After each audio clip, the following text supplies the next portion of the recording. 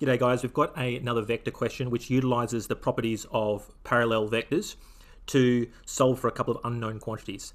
So we have three position vectors, A, B and C, and we're asked to find these two unknown quantities, alpha and beta, if we're told that AB is parallel to OC. So the first thing we're going to do is figure out what the vector AB is. So let's start with that. We've got AB is going to be equal to the vector B, which is alpha 4 beta, minus the vector A, which is 5, 7, and 10. Now this is going to be equal to alpha minus 5. 4 take 7 is negative 3, and beta take 10. Fantastic. Now we are told that AB is parallel to OC. So what we're going to do is, if we have AB is parallel to OC, what this means is that the vector AB, which is alpha minus 5, negative 3, and beta minus 10, has to be able to be found by taking some constant or coefficient out the front and multiplying it by the vector OC, which is 2 alpha beta. Great. So what we can do from here is set up a few simultaneous equations. So we're going to have alpha take 5 is equal to 2 lambda.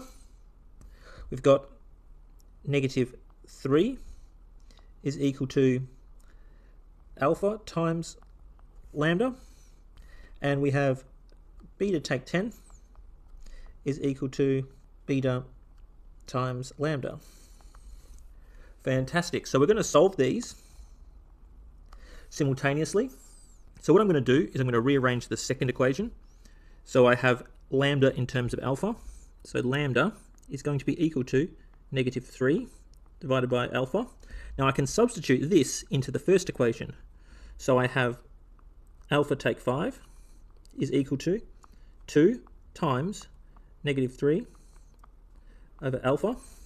Alpha take 5 is equal to negative 6 over alpha. Then we're going to have alpha squared minus 5 alpha plus 6 is equal to 0. We can factorize this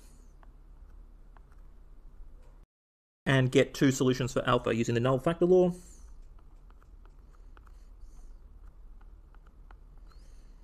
Fantastic. So from here we can find the corresponding values of beta. So start with alpha equals 2. So lambda is going to equal to negative 3 over 2. And so we can substitute this into the third equation to solve for beta. So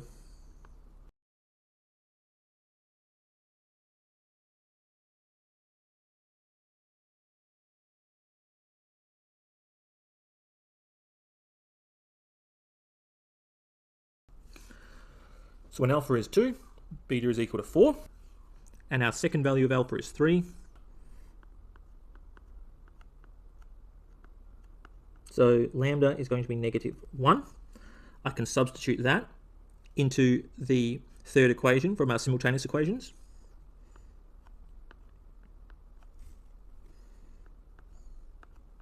So I have 2 beta is equal to 10, or beta is equal to 5. So we can write our solutions down. So we have alpha is equal to 2 and beta is equal to 4. When lambda is negative 3 over 2, and when alpha is equal to 3, beta is equal to 5, when lambda is negative 1.